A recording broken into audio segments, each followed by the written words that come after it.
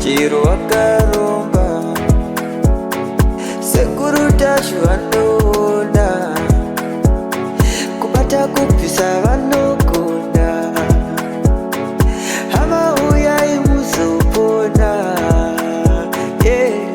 uya kumeporini kwatinanganikomuna adasonokofunza ndepapi atimboshaikwa sekuru vanoisonongura akaromba nekuda kwesirivha sekuru vanozvisonongura orechidhoma vanoda kusarenda sekuru vanozvisonongura. Zvanzi munofara here vazukuru vasekuru? Tinofara here sekuru vakadii sekuru? Paridani babanja. Zvanzi kwakadii kunobviwa uko? Kunobviwa kuna kumira zvakanaka sekuru hwedu. Apa mudai madana. Makamira sei paukama hwenyu kuya kwamaita apa? Ini ndini tete mukuru natete vadiki ava. Uyu ari kurwara ndiye mukoma wauyu. Apa ronda ndiri kunhunga here? Anzi apa ronda ndori buditsa mweya here? Ronda harisi kunhuka. Chikunhunga chani? Asi rinoburitsa ropa kuti Ronda sekuru yoto. bisa kutuka. Naramira. Bisa Kita bicara.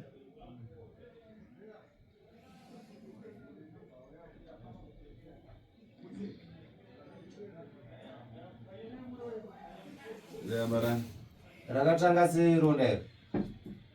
Rakangotanga riri kapundu kadiki ndikatushura ndichifunga kuti ngoro bundu rabva rangoramba uchingoenderera kusvika pariri nhasi. Zvinachakachedasi. Zvine nguva yakadii ronda ratanga? Ronda rane 4 years.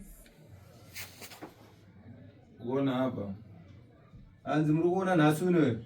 Zvadachida. Zvarakaita ronda iyi? Ndimi mafara manyinji. Anzi handina mashoko akawanda hangu. Tifuna kuti yange tatata ronda. Chandichada kuti nditange ndaita ndechekuti titange tarapa ronda iri tozoita nyaya yedu zvakanaka. Ukumva Robert?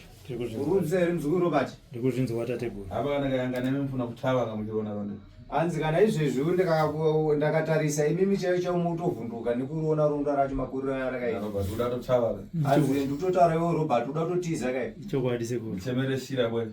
Andishedzero shira uye kuno. Sekuru shi.